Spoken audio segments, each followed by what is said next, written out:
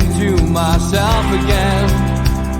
But it's the only way you're ever gonna learn. You look back and it's all in the past. I'm dwelling on that. Good evening and welcome to NUFC Matters, and it is another episode of Newcastle Disunited, where we look back at major campaigns amongst the fan base and those people who were involved. And tonight we are looking at the Save Our Seats campaign, which is something that you, Keith Patterson, played an integral part in. Welcome to the show. Yeah, good to see you, lads. I read some of the notes over the last couple of days. Just picked up some of the newsletters I'd done. But it was quite incredible how there are similarities between that and where we are now. And when I read back of it, it come flooding back, and I spoke to Colin Whittle, who was one of the claimants in the case. Spoke to him at length on the phone because we were just throwing things around, and you start talking about like it was yesterday. I mean, this was 99 and 2000, 21, 22 years ago. And to me, it was a good period. It was a period where all the fans got together. And I remember the club turning around at the time and saying it was what they call it. They called it a disciplined protest. And I thought, for Newcastle to say anything is massive, but for them to look at fans and appreciate and applaud what we did, and that was the derby match in October 1999. If you remember them times, can you think about 99, 2000 was like cup final kind of period. So we had a good side. You know, the Shearers and Keegans were all about, and you look at it, you think to yourself, well, you know, what was going wrong with the club? And I guess Save Our Seats was the first thing I got roped into. You know what I mean? For back then, I mean, I went to the Companions Club in Newcastle. I don't know, it's got a different name now, I think. But Blazers Club. Blazers Club. So it was called the Companions Club then, and we went, and it was weird. You know what I mean? We all went in there, and it was a huge night. And you looked around, and it was like loads of people you knew from the match. So people like Kevin Miles. Remember Frankie Gilmore? He was he was on the fans liaison committee. Aye, I think his was called Benton Ale House, I think it was as well. I know his son Ian.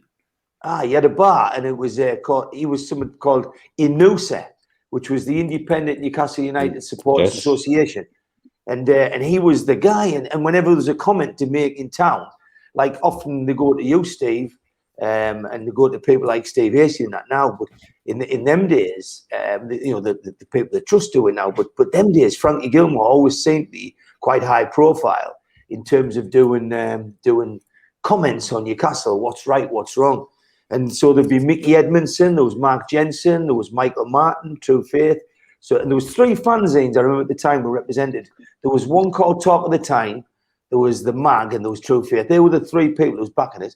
But then you had people like Kevin Miles. You know, he was a big player in it, and he was one of the people you could contact to Save Our Seats. When there was 2 brothers, Dave Nicholson, his brother, and there was a lad called Coots, Tony Coots. He was a claimant, and then obviously Jane Duffy and her partner Steve. They were all there. So when you went to this bar, the Companions Club, I remember going and think we'll have a few pints and seeing what's happening because we're all Newcastle daft, and like 10 minutes in, people are kicking off and doing speeches, and you just get carried away, and you think, "Well, I'm on a bit of this." Like, and it just seemed as though we'd had a good period, and Newcastle had started doing better. And so what happened is Newcastle, as a club, decided to renege on an offer they'd made. And if you said to me, "What was Save Our Seats all about?" I'll put it in a nutshell. The club sold some bonds to fans who had season tickets. And they said, if you had that bond for 10 years for 500 quid, you could get that seat for 10 years. And part of the attraction was you could have 3 years of cup tickets. And so that was your seat. You had your bond, you had it for 10 years. And it ended up, one of the big pieces of evidence was it went into a radio interview with Kevin Roundtree on the radio. And it was Freddie Fletcher at the time, who was the front man for it. And you know, since then, I hear lots of reports that Freddie Fletcher's really good and he did a great job. And, you know, like people in high places say he was a bit of a genius in commercial terms, but he was extremely aggressive. You know, he was super aggressive. Aye, and he used to snarl and people. He was known as the Rottweiler by Freddie and Sir John. Keith, Aye, Keith, I'll tell you how aggressive he was, right? I've told this story on another one of the. I would enjoy this. I told the story on another one of the shows. When I was on the committee at Newcastle Dental School, we do a thing called Field Day, and it's basically a big excuse for a piss up. And it was between Newcastle, Dundee, and Edinburgh and Glasgow dental schools. And the rugby team, the football team, the hockey team, the netball team, they all go and they play games, and everybody else goes along to support. And what you do is basically go along and go on every bar you can possibly find. And we made T-shirts, okay? And the T-shirts had black and white stripes on with a blue star and a mock-up of a Newcastle badge, except it said Newcastle Dentists, not Newcastle United. Fantastic. Right, there must have only been about 200 or 300 of those T-shirts made, only for circulation inside the dental school. And I got a letter off Freddie Fletcher. I can imagine. I got a cease and desist off Freddie Fletcher. And I'm thinking, how the hell does he know that? Where are his spies in the town that are saying there's this gob-shaped dentist and he's made a load of T-shirts and it's infringing your copyright? Yeah. The dean of the dental school went absolutely nuts. I got so much bother for it, but we'd had them all printed and sold by then, so done and dusted, you know. But yeah, I got a letter. And to this day, I don't know how he knew. The reckon he used to follow people around for whoever was using the crest and things like that. And you must have come across this, Mr. Wraith, with your fanzines and things, that you weren't allowed to use different logos. Mickey Edmondson was obviously was doing stuff. Mick was in business with Mark at the time. Mark owned half of the True Faith, going in them days. And they had to be very careful what they put out. But I remember them saying, like, you just didn't go down that route of doing it. But he was in the club, and what he did was he went on radio. I mean, I've got what he said on radio, because it's quite interesting. You say, why did the fans take the club on for Save Our Seats? So in a nutshell, they'd sold these bonds for 10 years, and then they said, if you want to keep that seat, right, when they brought the corporates in, because they're going to bring all the corporates in and take your seats off you, a big section in the Lasers, where I sat, and a big section in the Milburn. So what they said was, your £383 ticket in the Lasers was going to go to £995. So I'll give you, it's good to know like what the numbers were. So you could keep your seat, but when it became corporate, you had to go from 383 to 995. If you're in the Milburn, you were paying $498 for a ticket, and they were going to go to $1350. So it was quite a hike, you know what I mean? Like trebling up. And the fans would say, hold on a minute, I've bought my season ticket, I've been here for 20 odd years or whatever, and I've paid £500 for a bond. So Fletcher, who later became Pinocchio and then became Perflecchio, he went on the radio, and these are the words he said. There was a guy called Kevin Roundtree, and he said, Freddie, for the benefit of those people who lay in bed this morning, listen to this next line, and have just switched on their wireless. It's classic that you couldn't buy this. The young ones will be sitting watching us going, have you heard them old four blokes out there? But he says, when they switch on the wireless, could you now summarise what you've said about the bond scheme and try and reassure people? Now listen to what he says. And this formed part of the case. Yes, indeed. The bond scheme is a voluntary scheme which is offered to every season ticket holder. The benefit they get is free admission to all the cup games at St. James for the next 3 years. Then he went on to say, then thereafter, they will receive the next 7 years guaranteed seat for cup games. They will get a certificate that tells them it's their seat for that period. They can pass it on to family, and it's a way of helping the club take the next stage of development to ensure we compete at the very top echelons of football. So he mentions that seat, their seat, all the way through. The case ultimately, because I'll fast forward the tape. The case became whether what he said misled the fans versus a clause in the small print, and the club went down the line of challenging this small print clause they had, which I'll come on to later in the show, which is very, very critical, and ultimately won the case against the fans. And the fans went on that saying, well, how can you go on radio telling us? You told us why you wanted 500 quid. And you told us what we're going to get if we spent 500 quid, and we did it. And now you're taking it off us. So that's what it became about.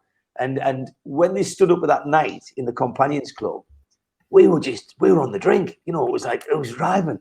And we were, you know, I'm like 24 miles to get there. Like, so we've got a 48-mile trip. So we're going to have a good show. But when we're there, all the blokes are getting up saying, it's got to stop. And you know what happens when you spot Newcastle and you've been wronged and you've won out and you're like, you know, you're optimistic about the future. Like, you know, the sherbet takes over, your adrenaline starts pumping, and you're all amen. By the end of the night, the biggest list of people, like angry people, and you had solicitors, you had everything. But the good thing is, I mean, that was only I think that was the 14th of October that happened. And then what happened is, there's a match coming against Derby County, and that was on the 25th. So in 11 days, from meeting in a Companions Club to go to a football game, those people armed themselves with common sense, with contacts, and with a set of instructions. And what happened is all the fans said, right, what we're going to do is we're going to go to this Derby game. We're going to do 3 things. First thing we're going to do is we're going to buy no merchandise. And apparently that was massively adhered to, you know, like I think to the point where people were literally stopping people going in shops. But rightly or wrongly, the next thing they were asked to do is wear no colours. And that was the dramatic thing for me, because we were called the barcodes, and people like Alex Ferguson commented on the site what happens when you go to St James's. It's just a massive black and white stripe. And in them days, the amount of colour wearing was massive. You know, it was look back then, you see pictures then, it was phenomenal. And then the third thing for us to do was stand up at the start. And it wasn't to be difficult, and you had to respect things like disability areas, you had to respect bands that couldn't see and women want to get past. Let's be sensible. Let's not get a bad name, but let's do that. And so they massively didn't buy memorabilia or shirts or pies or bottles. They just completely blanked all the sales. Nobody bought a program. The people, it was like a funeral. Everyone was just going in black jackets, and there wasn't a black and white top inside. And then everybody stood up, and I know that a lot of subsequent campaigns haven't worked because people don't want to come into the ground 19 minutes late, or people don't want to leave, or whatever. But this just seemed to hit the tune, and they used a lad called Colin Whittle, who would love to have been on here tonight. He told us today, but he had a heart attack a year ago, and he's in hospital getting his tests tonight. So he just said, you know, he sent us a load of stuff through, and then taught him for a good hour a day. And he was a bit of a front man, and ultimately became one of the claimants. And then there was Jane Duffy, who was quite high profile. Jane spoke, you know, she spoke Queen's English better than we did. So she was a good front person. She was good with the media. You had like Kevin Miles from the FSA. He was like in charge of PR and media. And then it just got to the point where people say, what can you do? What can you offer? And people were starting to say, well, I can do this and I can do that. And then it's bloody typical as it. Somebody says, oh, Kate's got a printers. And so all that crowd at the back, you see in that photograph, I mean, it was big headlines. It was taking like a page up in the papers. And for all the campaigns that's come since, because I know a lot of kids will look at this and say, what was this about? This was, in my eyes, probably the better organised one, because what happened is it wasn't about personalities. And when you went up there, even though it was big personalities, Mark Jensen at the MAG was a big name, Mickey Edmondson was a big name, and we all went up, and we all got interviewed and put letters forward for who was going to get nominated. And I always remember you interviewed, if you got through the rounds like Miss World, a lad called Jonathan Crystal, who was a QC for Alan Sugar at Tottenham Hotspur, and he was connected via Leeds United through McCormick's. And it's a coincidence. It's because McCormick now is the same McCormick, the senior partner at McCormick's in Leeds, representing Leeds United. And Peter McCormick, the senior partner, is the guy who's on the FA. And at the time, he was on the FA legal board. He was on the FA legal board at the time. So he was seen as a good solicitor to use. So the fans, SOS, us, we used McCormick's in Leeds. And now the same man's probably against us, supporting Richard Masters and Hoffman on the takeover.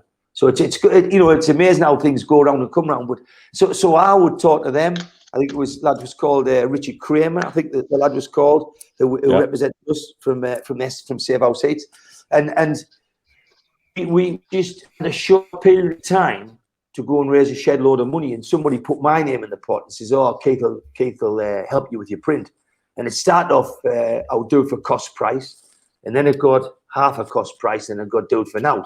And then it got done, can you do 1,000 newsletters? Can you do 10? And by the end, we were doing 35,000 newsletters. There was only 36,000 at the Derby match. And we did 8. So we did 35,000 runs of print free of charge. And then they come after us. So, you know, like in the same way that Mitch is talking about, you know, some innocent dentists just trying to, I don't know, follow their club.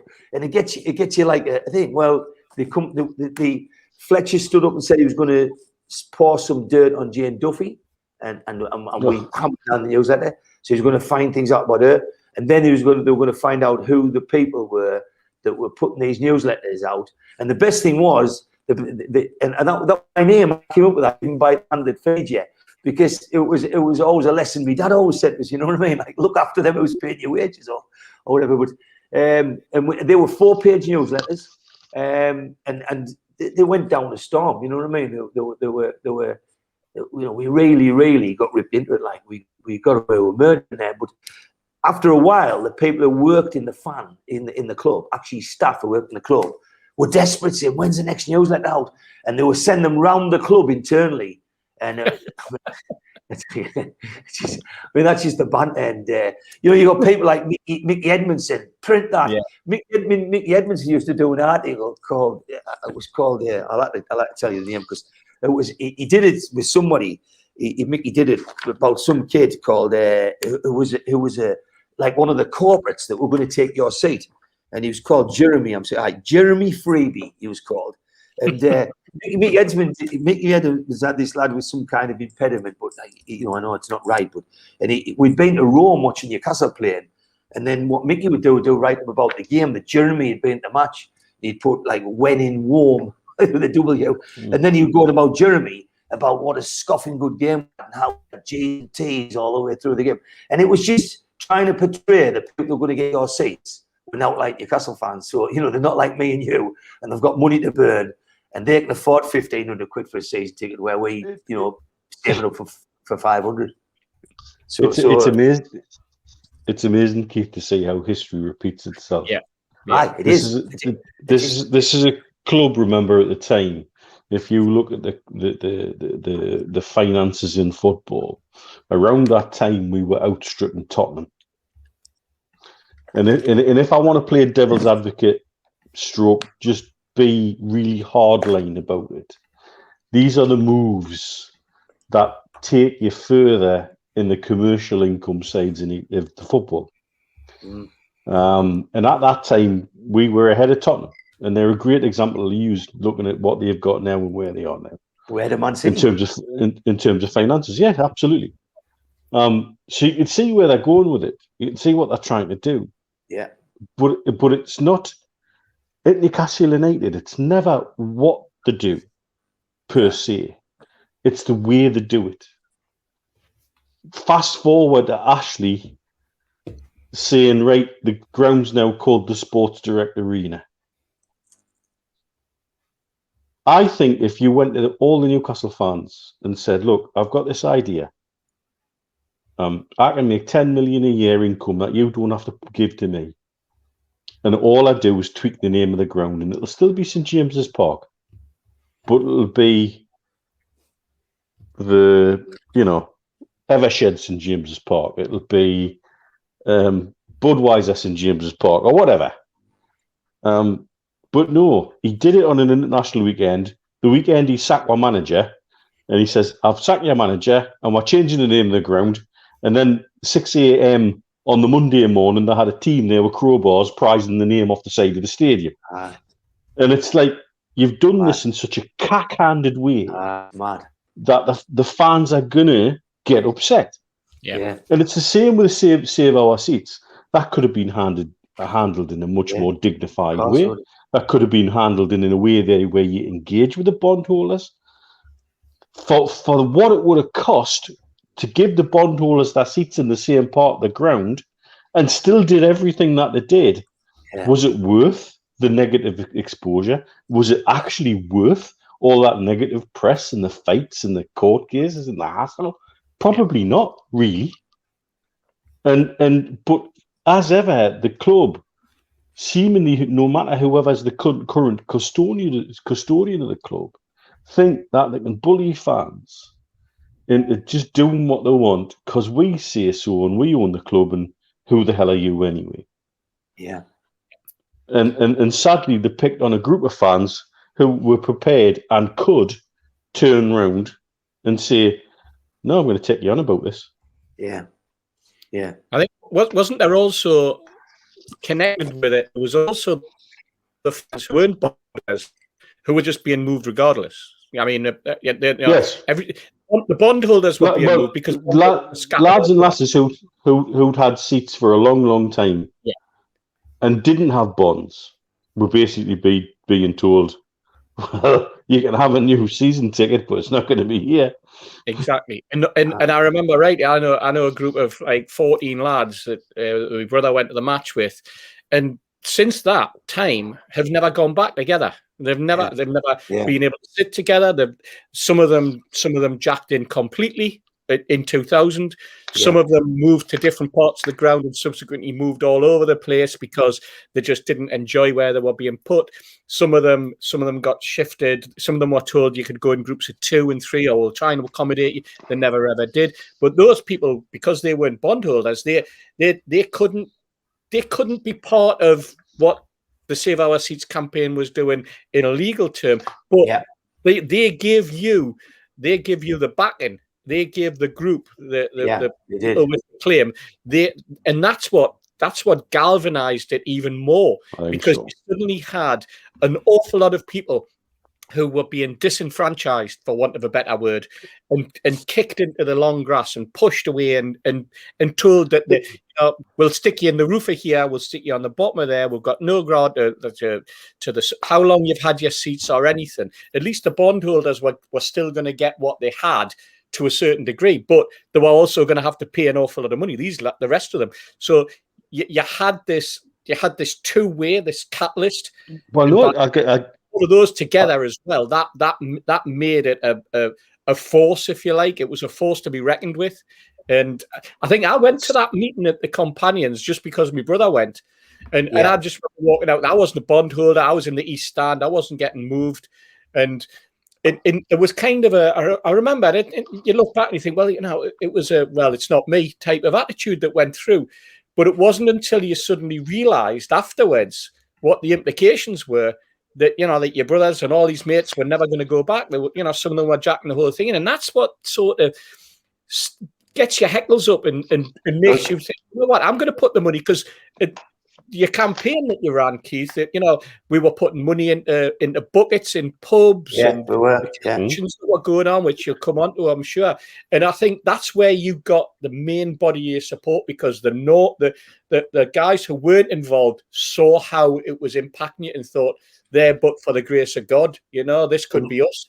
And my story wasn't dissimilar, Steve. You've just hit right there, because my story was the same as what you just said. I had 3 season tickets in the middle of the leagues. There's no brilliant tickets. I was there for years, and you think you saw Albert score the 5-0 goal, then all them days you sat there, and then what they did was there was me, and I'm gonna this could be a revelation, is because everyone always wanted to know who did the newsletters, and it was me and a lad called Jeff Jameson. And he was a guy who worked at Craven's round the corner opposite the Companions Club. I know it's years ago now, and it's long since gone. But I'm not saying Craven's has, but he's long since left there. And he was my production manager, so he would get design done, and I'll get print done. We had printers, and what we're doing is me and him had a fund. And basically what we used to do was just say, right, what do you want? And we did the same for this, and we did the same for them campaigns you ran later on, other campaigns where people come back and says, oh, Keith will do it. Shit, we're back in again. Even with this takeover one, this last one, I wasn't, my agreement was, I'll do the letters, but I'm definitely not going to have me name or face or anything on it. Well, this Save Our Seats campaign is one I kept out of, mainly because I was in conflict with the idea, and you know, I didn't speak out against it, but I didn't support it because, you know, I'd been in the Milburn paddock with my dad and my brother with our season tickets, and it was a place that I loved to stand. And the redevelopment of the ground, so me and my dad and my brother pushed into the old, you know, the old Gallagher end, and from my perspective, I wasn't very happy, you know. But we grew used to that seat. We watched most of the entertainers' years in those seats, but we never got the option to move back. We never got the option to move back to the paddocks. Basically, the club redeveloped the ground, put seats in, and essentially, you know, we never got the opportunity to move back. And I always felt, I mean, look, I look at that period now and think, well, you know, I could have complained about it, but it's a different scenario to someone paying for a bond. But it's why I kept out of this one, Mitch. Yeah. Well, there was a third element of this though as well that people didn't realise, and I only realised it because when we used to go to the game, there was anything between 20 and 25 who we used to go. That went down to about 15 because some of the lads didn't buy season tickets and eventually they lost out. Mm-hmm. And they went on, when we had that saturation of season tickets, they went on the waiting list. So when they're told there's going to be 14,000 more seats coming up for availability, and they're thinking, great, we're going to get our ticket. And then they're told, oh, well, if you want to go into Bar 92, it's 1,300 quid. If you want to go into Platinum Club, it's 2,000 quid. If you want to go into Sports Bar, it's 900 quid. Yeah. They're like, what the hell? Who's that for? It's not for me. No. You know, so it left over. There was 14 of us. Similar to you, Steve, we had tickets and we were all together in a paddock, and then we got moved and we got split up in 2s and 4s and 3s. Yeah. Do you want to know the irony? Do you know the only time we got back together? Go on. We ended up buying seats in Bar 92. That's incredible. So when we had the tickets together, there was me, Jeff, and his brother. And what they did was they brought the line down the middle of us. So imagine me, him, and the brother. We travelled home the way. We've gone all over, gone abroad, and they chopped his brother off. So the 3 season tickets I owned in the Leazes end, one of them went and 2 of them stayed. So me and Jeff had to say, do we stay and wave to your brother? And what we did was we complained, and we got in the very, if you're looking from the Leazes up to the Milburn, the right hand block, we were in that, which is a decent seat. I'm not talking about level 6s and 7s. Like in the main level 3 or 4 or something, we were in there. 3 of us got our season tickets there, and we stayed there for a few years. But what I'm saying to you is, we weren't eligible for the Save Our Seats because we hadn't bonded the seats, right? That was the first thing, and they just chopped us off. But we felt so when we went to meet, we were chewing and we were sitting there saying this stinks. But then what they did was they wanted 6 claimants who came from various backgrounds. You know, a man, a woman, somebody who's got a seat here. And I think when they went for one, it was Jeff O'Brien or Brent Pitcher. I think they wanted somebody out of the East Stand. I think they wanted an East Stand season ticket holder. But anyway, the main ones, you know, your Colin Whittles, your Jane Duffys, Tony Coates, were all bondholders who lost their seats and been asked to move to make way for what Mitch is talking about, which is corporate hospitality. So then that campaign ran. And you can imagine it, you know, like and 11 days from meeting in the bit. Well, I would say going on the drink one night and having a bit shout and ball and whinge to getting all. Well, they said it was the most backed and supported campaign ever done at a football club, which is the Derby County. Do you know why, Keith? Because there was so many groups who could say together, hang on, that's not fair on me. Yeah.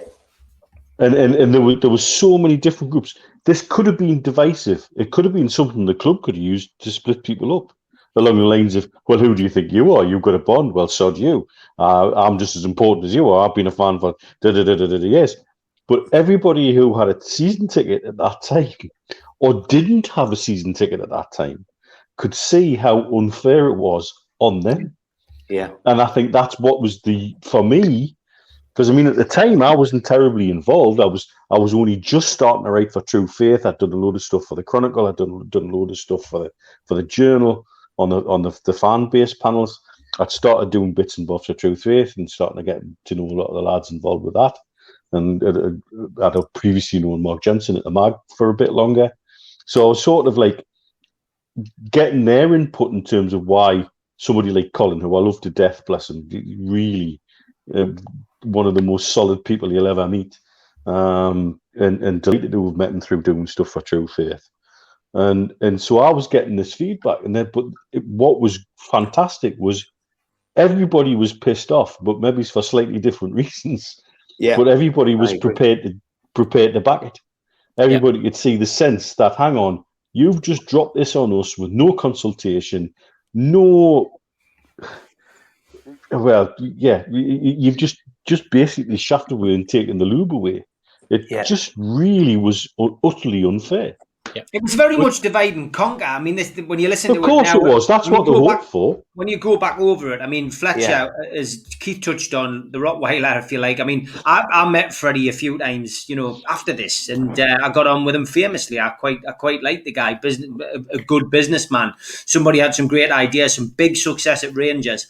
Unfortunately, some of the stuff that he tried at Newcastle, including this, backfired on him massively, and probably it's the first signs of this like divide and conquer. And this isn't Mike Ashley, remember, this is Freddie Shepherd, this is Douglas Hall, this is Sir John Hall to a lesser extent, and everybody who was working for them. So strange, and start of the strain between certainly this particular regime and the fan base. So So what was, Keith, getting back to just so those who are watching get a bit of a clearer picture as to what exactly was going on. We know what the fans are up in arms about.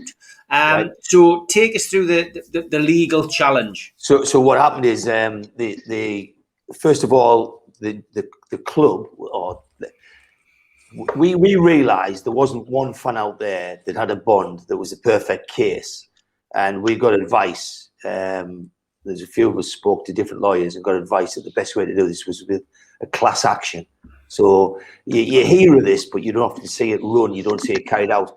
And these 6 fans were just representatives for the rest of the people. And there was 4,000 bondholders affected at first. However, Steve Hastie's crowd over in the East Stand say, well, if they do it there, they'll do it here. They'll take all the middle section of the East Stand out. And then what they'll do is they're gonna. If you have a look where the sports bar is in the lasers end, it's the be fancy. And what's the lasers? There's Sir John Hall stand. So there was this middle section of that, like bit lower middle. But they said this will go open, it'll widen, and then they'll just take all the Millburn out. Then they'll start in the Gallagher. So all the fans got behind it. And what happened is it didn't take much effort because we realised we needed money. And the beauty of this is it was quantifiable what you were fighting against. So when you spoke to lawyers, you could say, what kind of money is this going to cost? And straight away, there was numbers put on it. And the fans, we said, if you do a class action and you buy an insurance policy, you'll be able to get more coverage. So the monies originally we were told to raise was 15,000. And we said for £15,000, that would cover £45,000 of legal costs. It was about a third that you were looking at, and to get 15 grand, to just you talked about it was all done between late October, November, and December in that run up in 2099 in 1999. So it's quite a thing to do to get that money together, and. It just went mental. People, we had one fan, which was caught news that they gave us £5,000, like a super fan, and didn't want to be known.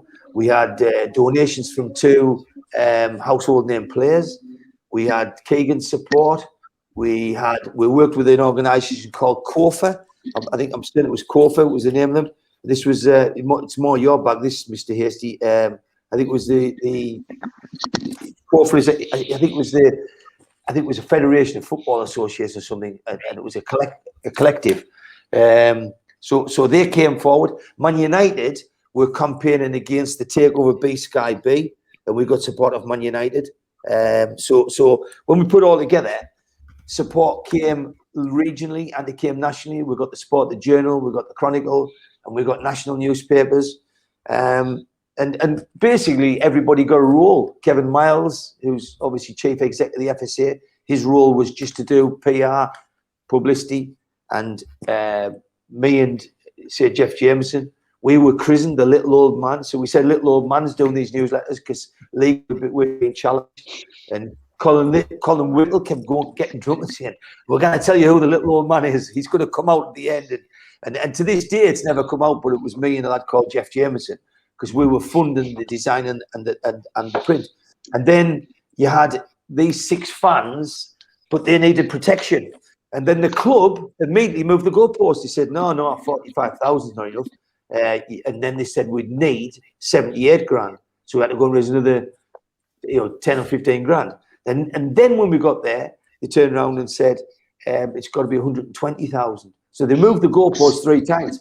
So in your divide and conquer that Steve Wraith and Mitch talk about so eloquently tonight, you wouldn't believe the anger that was building up. It got to the point where we were told from a really good source that because we started taking the boardroom over in the Companions Club. They have like a boardroom upstairs. So there was meetings there was like a little board created, and they said that the room was bugged, and there was things happening during Save Our Seats that could only ever happen there. Mickey Edmondson went to work one night and got a tap on the shoulder. He was taking his coat off in Idols and got told to drop the case and drop out. Then Mickey got offered a season ticket if he would sell his story and sell that. If he sold the Save Our Seats down the line, Mickey Edmondson was literally offered a season ticket for life. And the lad, he's one of us. He turned it down. He says, "No chance. My name's worth more than that." So Mick Edmondson walked away from a choose your seat in the ground, free ticket for life kind of deal. And the way the owners came, there's Mick Edmondson there on the right. You'll not believe that's the lad who owns the back page, and that's Colin Whittle, solicitor at Nexus, who was a claimant. That's when they had dark hair, and Mickey's half the size as he's now. But them lads were out there. They met Sid the Sexist because we got donations off them. Be politically correct him now, Keith. Pardon? He's not politically correct him now. Is he not? Oh, well. We'll have people writing in again. But then he was quite popular, to be fair. He'll take his money. Well, seeing as though this is a show for the over 18s, just to break away from Save Our Seats for a second. Philip Albert used to at the start of every game when they were lined up in the tunnel, always used to be at the back of the team going out, and apparently he always used to shout, which of course was Sid the Sexist, very famous catchphrase on the videos in the comic. Yeah, but you often see the lads in the tunnel laughing. Well, that was why, and it's because Steve Watson used to be the entertainment manager on the coach, and he used to put the Sid the Sexist video on the bus, and he learned all the phrases. And there's some cracking stories you pick up when you come to some Newcastle legends talking. Some absolutely brilliant stories. But yeah, the judge. Go on, Mitch. Well, I was going to say that the whole situation that they ended up with, when you were talking about divide and conquer, that's exactly what Freddie was hoping for, was that those little factions that had different interests in the game, and some who had skin in the game and some who didn't have skin in the game, might just eventually crack. But everybody could see how this was going to affect them. Yeah. And so didn't have any reticence against those who'd bought a bond. Didn't have any concept of elitism amongst that. No. Because they could see how every move affected either their ability to keep their seat where they are, their ability to move to a different seat if they had to, or their ability to even get a seat, or to remain seated next to their friends. Yes. But if you also remember at that particular time, you remember the executive boxes in the East Stand? Yes. And the people who sat on the bench in front of those executive boxes, the amount of hassle they had, because obviously the executive boxes were just thrown in. There was no sort of proper planning done. So as soon as you stood up when there was some action taking place, you blocked the window of the people. Yes. So you had a constant stream of people banging on the window going, sit down, sit down. So that annoyed fans, that annoyed those who weren't part. Yeah. And it was a case of, I'm just going to stand here. I'm going to cause bother. I'm just going to stand here and block their view.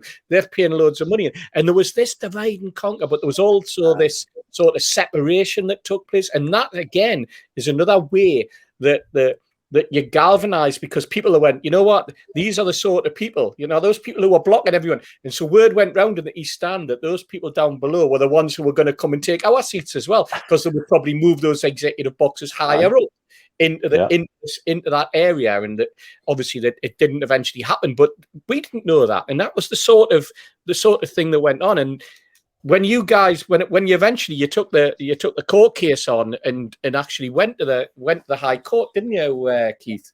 We did. We went High Court first with Jonathan Crystal and with Justice Blackburn, and he ruled against the club. And I'll tell you what the ruling was, because it's quite damning when you see it, when you read it through. But what he did was he said he gave the right for the fans to appeal. And you know, being Newcastle fans, and you've got to remember that the clubs, we had people who had confirmation from the club's lawyers that the fans would win this case, and we printed it. We printed it in the newsletter. We got confirmation from people that worked in their legal team to say they will win this case, but they will allow you to move the fans somewhere. There'll be a deal done, but what you've done is wrong, and the fans' case is right. As it happened, Fletcher's statement on radio was hugely damning, and it was very emotive. But there was a clause. Somebody, when they were writing those bonds out, slapped a little clause in, and you think to yourself, gee, you know, when you saw it. And bear in mind, I didn't have a bond, and bear in mind, people weren't reading over the literature. They were just focused on the fact that there's no way a club can send you a ticket for 10 years for 500 quid and then take it off you. That's all they focused on. They didn't say what will they do, but what happens when you've got a law case, which you will find out now, that the EPL will have their people. Even though the EPL and the ESL have banked the rights, they'll still have people scouring every single minute detail. And that's what happened here. And somebody came across a clause and it won it. What happened then is they raised more money. They got to 120,000. The club say you're going to need 200,000. So they've gone from 45 to 78 or 120 to 200. And what happened is there was all kinds of hell. So Freddie Shepherd was always viewed as being one of us. He was always viewed more as being a decent bloke who would listen. So every newsletter said, "Come on, Freddie, when are you going to speak up?" And Fletcher was always the bad guy. But John Hall at the time had given over more of his involvement to Douglas, who was scorned every week. So we would sit there and just say, where's, you know, we thought Douglas was like, you know, the one of Randall and Upkirk who never turns up. He was nowhere to be seen. Fletcher was just making his mouth go in you know, his strong, aggressive Glaswegian twang, and everybody just played it to Freddie Shepherd. Didn't one of the claimants end up remortgaging the house to pay for this? One of them went to, but what happened is Jonathan Crystal, this guy, came out to Tottenham, and I met him afterwards, and he said he got me, and he said, "I wish you had a bond." He says, because he says, you know, I want you to, I'd use you going forward. So I stayed in touch with them and stayed close to them, and they would sometimes give us stories that they wanted to put out. That's why we were under threat. That's why we had to go under the badge of the little old man. It all became a question of, the club said it was dignified what we did. The club's lawyers said we were probably morally and possibly legally in the right, but if they could find something to overturn it. And what they eventually found was a clause written into the contract, which is it's quite staggering. The written in the contract for everyone who bought a bond was the words. It was called clause 90B, 9B. 9B, yeah. 9B. And it said on 9B, it said it gave the club the right to remove people from the seat. And then these fatal words, without reason. and it was without reason that won the case. So they wrote a clause in. So they said, say to Steve Hastie, give us 500 quid and I'll give you a seat for the next 10 years. And you give him 500 quid, but you just sign to say we can remove you from that seat without reason, which is an unreasonable clause. So what we went to Justice Wolfe, who was the biggest legal voice in the British legal game. Justice Wolfe is the top end of everything. And Blackburn give us the chance to go to appeal. Then we had to raise some more money, buckets come back out, more newsletters were written. And we were sitting in the newsletter saying, you think you've got rid of us, you'll never get rid of us. You think we've got no money, we've got enough. And it's exactly the same as what they say to me now. It's NCSL over and over again. It's the same thing. Divide them, conquer them, tell them they've got no money, tell them they waste their time. And what happened was, Justice Wolfe said, he said, his words were, in his summary, he said, when you put in, without reason, I can move you without reason. He said, those are the words that were not open to misinterpretation. Because think about it, how can you misinterpret?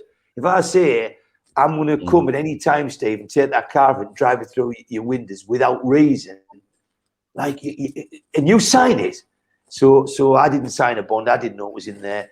Our lawyers and our QCs got those documents and read them. They knew that was their silver bullet, but they put arguments up to say, and the world were on the side of the fans. So right up until the case, they thought the fans would win. Did you ever find out who put that clause in?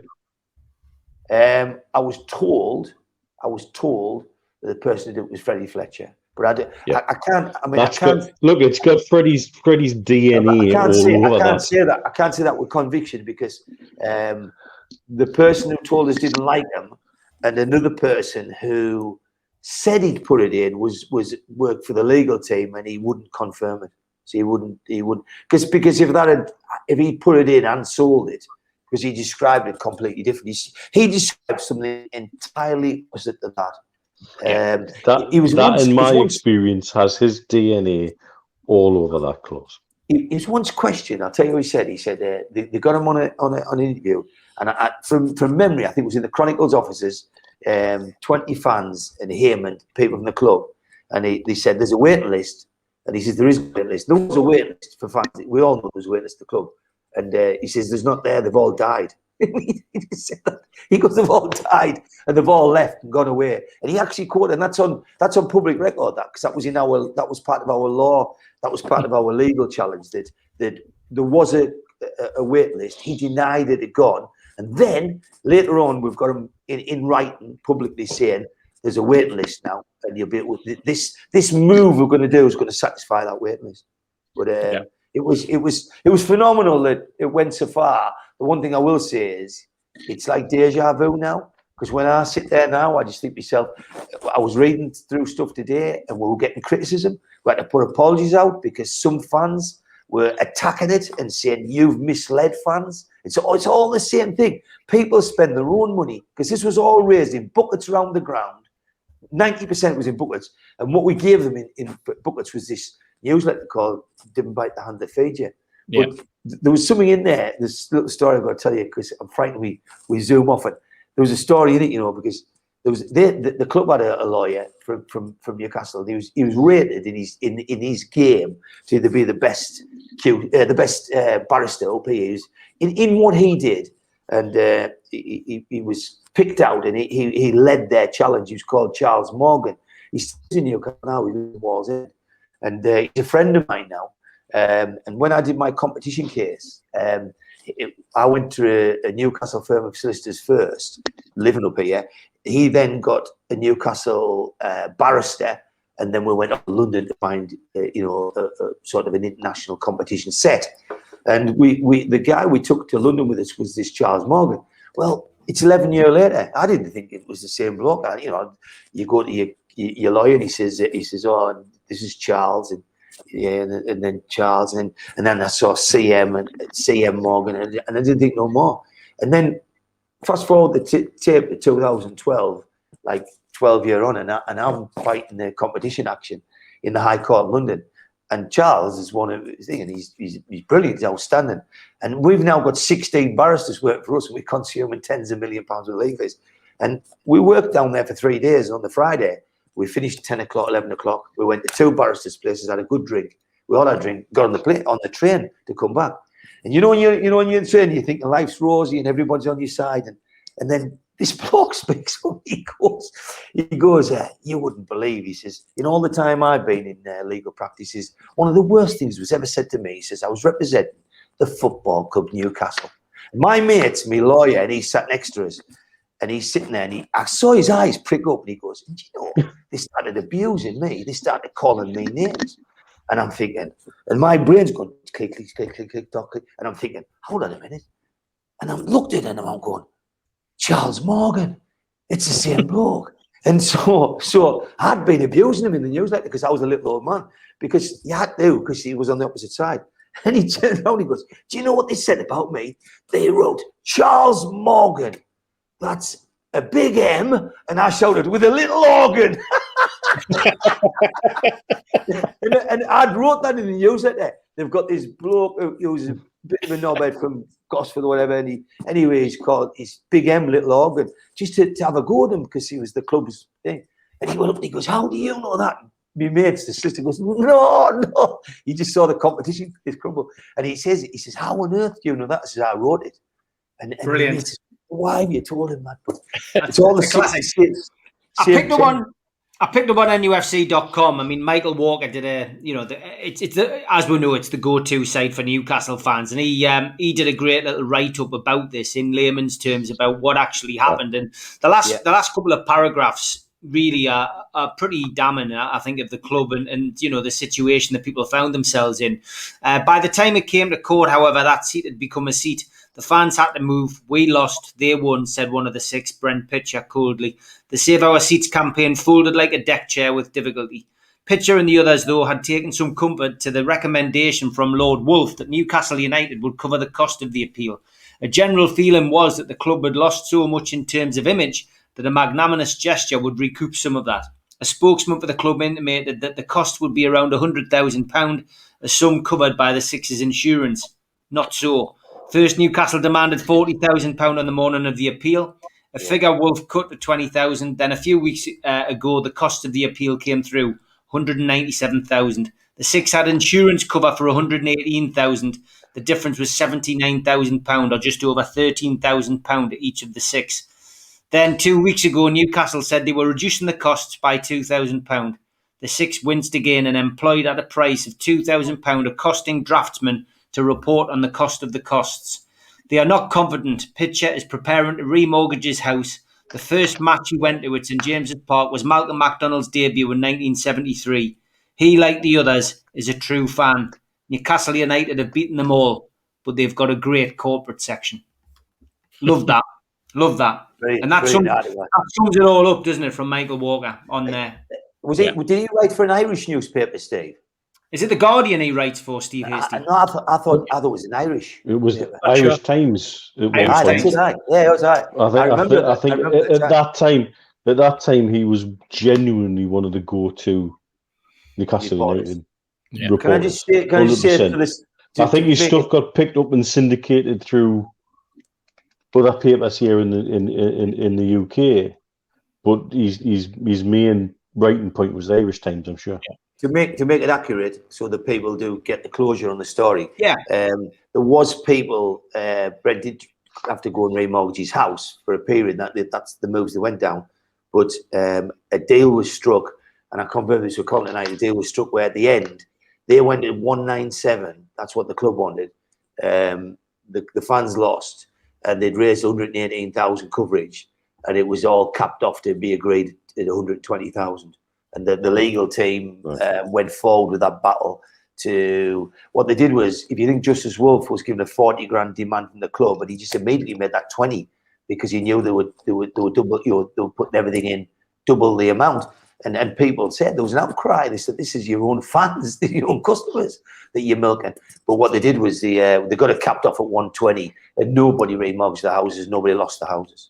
Well, it's a happy ending in a lot of ways, but I think as well as yourself for what you did in it. You've got to take your hat off to Tony Coots, to Jane Duffy, to Jeff O'Brien, to Brent Pitcher, Alison Waugh, and Colin Whittle. Again, Colin Whittle is a name which you will get to know quite well throughout these programs that we do, because we're going to be covering everything. But Keith, it's been a fascinating insight, and although not a great deal of contribution from me, Mitch, and Steve Hastie on this one, you had to take the lead because you were involved. But I just hope the fans out there are enjoying this, because it just gives you a bit of a potted history of what it's been like being a supporter through our era and through our times. And go on, Mitch.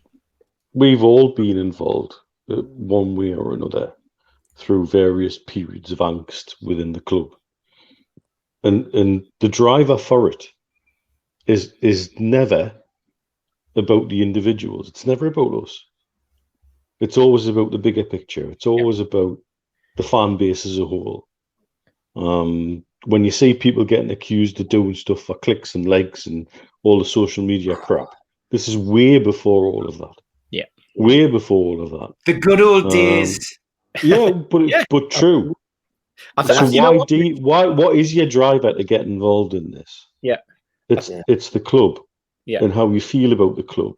Yeah. And how that club represents you and me and everybody else and your mates and the people you go week in, week out with, the people you stand on the terraces with, the thin black and white line that doesn't give, often outnumbered, never outgunned. Yeah. That's what we are. I think, you know what else, mate? That's really good. What else is the fact in those days it was 36,000. There was 36,000 with this waiting list and all constantly being told 15, 20,000 people are waiting for you to pop your clogs so that they can all step in. We were watching the entertainers, we were watching great football, the excitement. This was, the birth of Sky TV. Everything was rosy in the garden. But you were that club had you. They had a hold of you. They knew that you were not going to complain, or they thought you were not going to complain about anything because of the fear of not getting in. They relied on your loyalty and your passion. And at that point, this was the first time really that Sir John Hall met an obstacle 10 years earlier when he was doing the Magpie group and he was the hero. Freddie Shepherd, exactly the same. Freddie Fletcher when he was bringing Keegan in, etc., etc. But then all of a sudden they went up against the hand that fed them, and they realised that you had people like Colin and like Jane Duffy and the rest of the team, and that other people would galvanise around when they realised that there was something wrong being done. These fans were being wronged, and I think it shook Hall and it shook Shepherd. And it certainly shook Freddie Fletcher, because even though they won, they lost. I think. Can I say something in comparison to Didier? Because we're not kids, us four here. We're not kids. We're getting on, and there'll be a time when it's where I'm too old to do this. And when you think I was doing this back then, like you're doing things 22 years ago.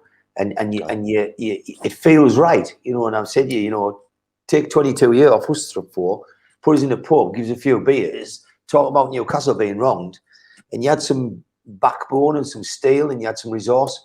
And back then, we were successful at what we were doing. We had successful. We had the money to do it, but always remember, when you abuse people and when you have a go at people. Back then, they were getting abused. I was writing newsletters, making apologies for just doing our best to try and get an argument forward. And like now at NCSL, nothing's changed. I'm just trying my best. And I thought myself, after that experience then, and when Colin Whittle and Steve Hastie, Mitch come to me and said, you do some more leaflets for this next campaign. And I was always the go-to person. Keith will sort that. Keith. And you do it. This time on NCSL, prior to NCSL, the War Fund, I'm not getting involved. I'm not doing that. I'm not. And you've got the younger people have got to realise that it needs people like you coming through. It needs the younger people coming through, get involved. Because I'll tell you what, it's a cycle. And what's happened on Save Our Seats and all the campaigns since, and NCSL and the EPL and ESL, it's all the same thing. It's just going round. It spins round, and you'll get wronged. And when we're knocking daisies up, in 20 years' time, Newcastle get wronged again, and it needs fans to come forward and stand up. And what you've got to do, for those of you who maybe aren't contributing, stand back, just bite your lip, and think of people like Brent Pitcher that night that had to remortgage his house just for fighting as one of 4,000 people. But he's really fighting for 36,000 people and then 51,000 people. And he's fighting for Newcastle. And these lads on the show take stick. You know, I've recently joined this, and you take stick and rubbish, but you've got to stop and realise what's the true goal. And right now, you think a takeover, after our experience, after enjoying the Keegan years, if you can't get behind that, do you really support Newcastle? But it's amazing how much opposition you get. And what the spouse told me, it learned me, nothing's guaranteed. Because if you said any of them claimants, it wasn't a case of if we won, it was when we won. So always remember, you can get beat in a court case. And always remember, we might not get this takeover, but you've got to go into a battle. If you're a boxer, you've got to go in thinking, I'm going to beat him. Any boxer that thinks any footballer thinks he's going to lose a tackle is likely to get his leg broke. So what I'm saying here is with these takeovers, with all these campaigns, don't criticise people if you don't want to back what they're doing. And also remember, you can lose. You can lose, and the fans lost then. And it could happen again. And somebody once said to me only a week ago, I'll end on this, he said to us, if you lose this fight, Keith, you'll need to go on a podcast and apologise. And I said, really, what for? For trying my best. I said, I won't be apologising to anybody if this goes down, because I've absolutely done everything in my power, just like Colin Whittle and all them did back then. The one thing you're spot on with there, Keith, mate, is when we'll talk about this in coming shows, I'm sure, was when I ended up as the interim chair of the trust. And I was speaking to Colin, and Colin said, people are tired of hearing from me. They're tired of hearing from the same voice. They need somebody younger coming through who can spread the word and get more people on board. Yeah. And these are the nexus points along the way where we, I guess, as fan activists, let's be brutally honest, we need people to hand the baton to. We need people to take the baton on and take the fight on. And we're quite happy to sit and chip in the background as the daft old men who maybe's been there, done it and got the T-shirts. But we're not there to lead anymore. It's a different voice for a different age and a different era and a different group of fans. And so every time we talk about Colin, I'll never forget that day he sat with me in the Irish Centre and had that chat with us. Yeah. And that's what you need going forward. If somebody else had NCSL, I would have happily handed over. I didn't. This wasn't what I wanted, and you know, God forbid. I just hope we win this one more than anything in my life, because it'll be life changing to the kids. It'll be life changing to people like Mitch to watch him and his dad stand and watch us win something. And that's why there was nobody else wanted to take that baton. And when Gordon went back to work, I just thought, God, do I pack it in now? And I didn't dare face you lot. I didn't even dare face you three. If I said, look, I'm wrapping it all in. But you know, we've got to remember we can lose this, but you've got to always believe you're going to win in any fight. Otherwise, it's pointless going in for that tackle. Great stuff. Good to cover, save our seats. And again, Keith, thanks for doing that. Big shout out to our sponsor, Spider VPN. Just Google Spider VPN and it brings up at the top of the Google search, and they are going to help you protect your internet passwords, etc. Give the lads a shout. Great bunch of lads down there. And skipsandbins.com. Telephone 0800 25 45 25 3. Email inquiries at skipsandbins.com. Website www.skipsandbins.com. Easy, contract free, and pay as you go waste collection. Also a big shout out to John at qtechshop.co.uk, the makers of pool tables and snooker tables and walls in Newcastle, and to Jab Signature, who do all our flyers. Subscribe to the channel, hit the Newcastle Legends logo, and click the thumb up as well to like the video, and click share to all your other social media. Click on the comments to drop into the chat to speak to like-minded Newcastle fans, and pop onto our website, nufcmatters.com, run by qtechshop.co.uk, and you can pick up a nice T-shirt on there. Lads, been an absolute pleasure. Look forward to the next one. Take care. Thanks a lot. See you, lads.